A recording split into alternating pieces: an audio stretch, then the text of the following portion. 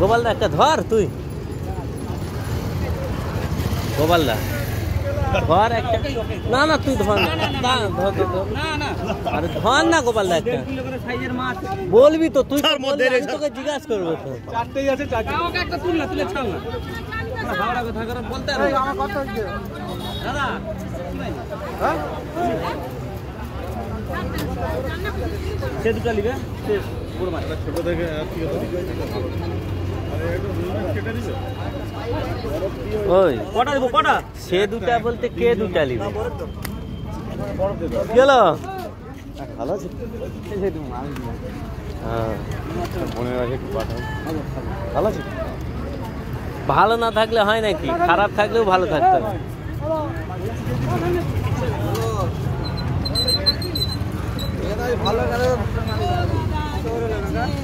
কোথায় কি জানি কত করে বলছে জানি।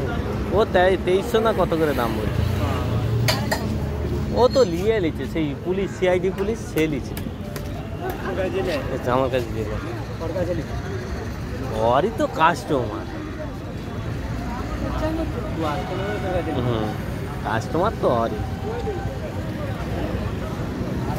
আমাকে কবার বলেছে, আমি ওই অত 2300-2400 টাকা আনবো, একটু 1 কিলো মাছ 1700-1800 টাকা, 200 গ্রাম বেশি 2300-2400 টাকা, এনে লাভ আছে কিছু? এবার ওকে বলছে যে দাম নিয়ে প্রশ্ন নেই, ওকে বলে দিচ্ছে মাল ভালো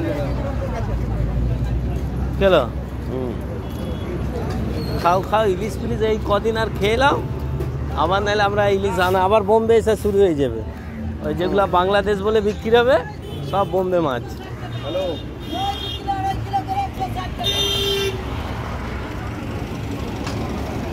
বাবু কত করে? 2200 2200 টাকা। টাকা। একটু কম হবে নি? তিনটাই ওজন কর, তিনটা এক্ষুনি ক্যাশ দিয়ে দেবো, দেখি ওজন কর। তিনটা নিলে 2800 টাকা।